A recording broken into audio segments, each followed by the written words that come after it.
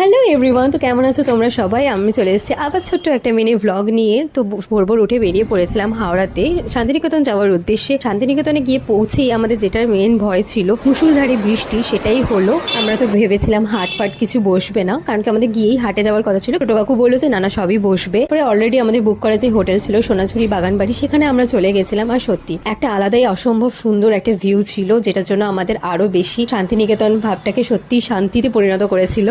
দেখো, জার্নি ছোট হোক আর বড় হোক, জার্নি তো জার্নিই হয়। তো ফাইনালি আমাদের কাগজপত্র সমস্ত কিছু রেডি হওয়ার পরে আমরা রুমে ঢুকতে পারলাম। আর রুমে ঢোকার পরে শান্তির শেষ ছিল না। যা যাবতীয় জিনিসপত্রগুলো টুকটাক লাগে সেগুলো সবই আমাদের এখানে যোগান ছিল। তারপর ফ্রেশ হয়ে ড্রেস ফ্রেস চেঞ্জ করে আমরা ব্রেকফাস্টগুলো ফেলেছিলাম। ফার্স্ট সেরে ফেলা রেডি হয়ে আমাদের আজকেই বেরোনোর প্ল্যান ছিল। সোনাঝুরি হাটটা কভার করার পুরোটাই প্ল্যান ছিল। তো যা শপিং করার বা ঘোরার পুরোপুরি সোনাঝুরি হাটের ওপরেই ডিপেন্ড করেছিল আজকের দিনটা। ও আরেকটা কথা, শান্তিনিকেতন যখন গেছি শাড়ি তো পরতেই হবে। তো পরে ভিডিওতে রয়েছে সোনাঝুরি হাটের অংশ। আজকের জন্য তাহলে টাটা।